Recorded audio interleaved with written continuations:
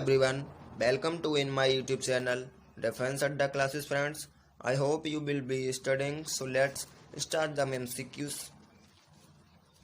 पहला क्वेश्चन है, एक वायु संधारित्र की धारिता 1 पिकोफैरड है। यदि प्लेटों के बीच की दूरी दोगुनी कर दी जाए एवं प्लेट के मध्य मोम भर दिया जाए तो धारिता बढ़कर 2 पिकोफैरड हो जाती है। वहीं जो प्लेटों के बीच की दूरी है वो दोगुनी की गई है फ्रेंड्स।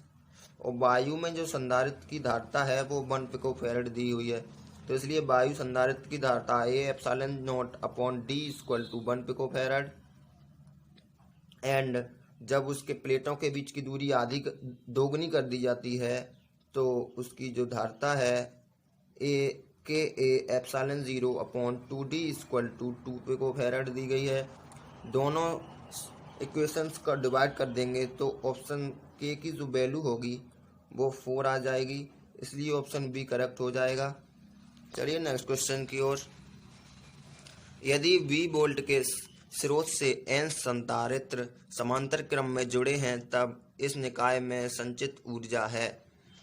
तो देखिए फ्रेंड्स, N संधारित्र हैं तो C parallel equal to C1 plus C2 plus C3 plus dot dot dot N terms तक है, इसलिए C plus C dot dot N equal to NC हो जाएगा फ्रेंड्स। अब जो संचित ऊर्जा होती है वो U equal to half CP/V²।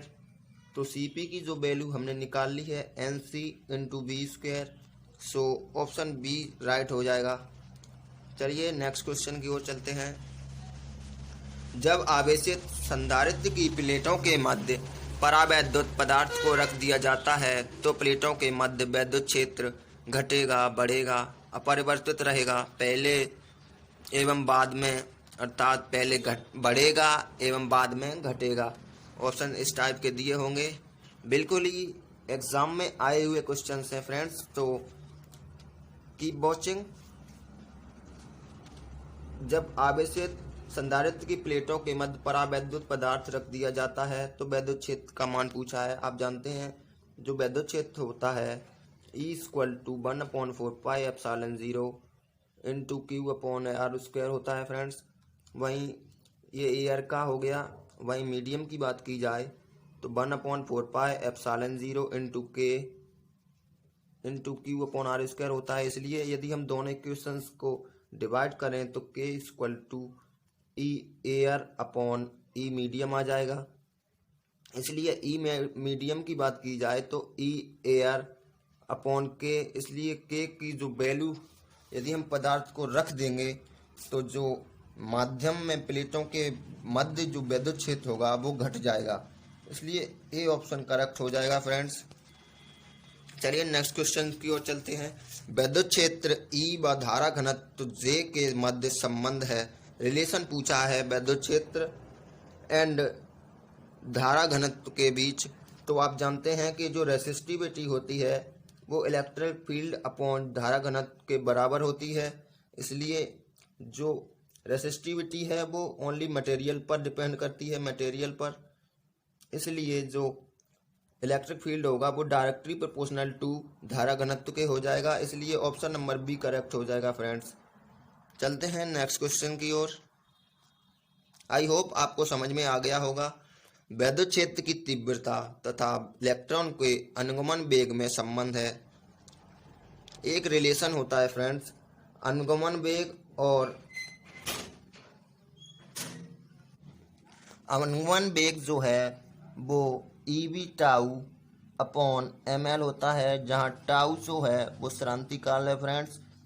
Because आप लोग जानते होंगे कि विभव और इलेक्ट्रिक फील्ड में जो रिलेशन होता है V इक्वल टू EL होता है, इसलिए यदि हम B की वैल्यू रख दें तो E into capital E into L tau upon ML हो जाएगा, L से L कैंसिल हो जाएगा। इसलिए जो अनुगमन वेग है, अनुगमन वेग directly proportional to electric field के हो जाएगा फ्रेंड्स। तो इसका जो ऑप्शन होगा वो ए करेक्ट हो जाएगा फ्रेंड्स। चलते हैं नेक्स्ट क्वेश्चन की ओर। एक विद्युत सेल जिसका विद्युत वाहक बल E है को एक तांबे के तार से जिसका व्यास d और लंबाई l है जोड़ा गया है। तार में इलेक्ट्रॉन का अनुगमन वेग vd है। यदि तार की लंबाई 2l कर दी जाए, तार की जो लंबाई है वो 2l कर दी गई है, तब तांबे के तार में इलेक्ट्रॉन का अनुगमन वेग क्या होगा? बिकॉज अभी रिलेशन आया था BD प्रोपोर्शनल टू 1/L होता है friends, because BD equal to EV tau upon ml से। सो BD 1/BD2 की बात की जाए तो L2 अपॉन L1 होगा। तो L2 की जो वैल्यू है उसने 2L की है, तो L2 की जो वैल्यू है वो 2L1 की है, इसलिए BD 1/BD2 की जो बात की जाए तो 2L1 अपॉन L1। सो L1 से L1 कैंसिल हो जाएगा, इसलिए BD2 की अगर वैल्यू निकाली जाए तो C ऑप्शन करेक्ट हो जाएगा। चलते हैं नेक्स्ट क्वेश्चन की ओर।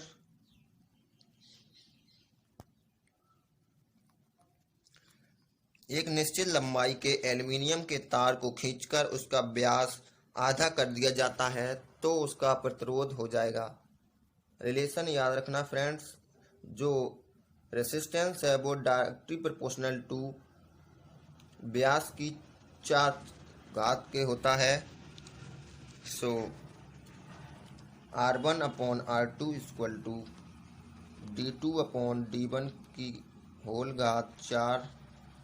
इसलिए उसने जो व्यास को आधा किया है अर्थात D2 इक्वल टू D1 का हाफ कर दिया है। सो वैल्यू रख देंगे D2 की जगह पर D1/2 इंटू D1 की घात 4। D1 से D1 कैंसिल हो जाएगा, 1/2 की घात 4 आएगा जिसकी वैल्यू 1/16 हो जाएगी। तो R1 upon R2 equal to 1/16, इसलिए R2 की जो वैल्यू होगी वो 16R1 आ जाएगी, इसलिए ऑप्शन नंबर डी करेक्ट हो जाएगा फ्रेंड्स। चलिए नेक्स्ट क्वेश्चन की ओर चलते हैं। त्रिज्या r के वृत्ताकार कक्षा में गति करता हुआ एक इलेक्ट्रॉन 1 सेकंड में n चक्कर लगाता है तो इसके केंद्र पर चुंबकीय क्षेत्र पूछा है। तो आप जानते हैं कि जो करंट होता है, current equal to charge upon time होता है फ्रेंड्स, इसलिए उसने t इक्वल टू 1/n लिख देंगे क्योंकि n इक्वल टू 1/t होता है। इसलिए जो करंट की जो वैल्यू आ जाएगी वो E इंटू n आ जाएगी। अब वृत्ताकार केंद्र पर जो मैग्नेटिक फील्ड होता है μ0 I/2r होता है, इसलिए I की वैल्यू रख देंगे। तो μ0 NE/2r, इसलिए ऑप्शन जो है वो C करेक्ट हो जाएगा। चलते हैं नेक्स्ट क्वेश्चन की ओर। एम्पियर का पर्पतीय नियम समान है, वो बायो-सैवर्ट के नियम के समान है।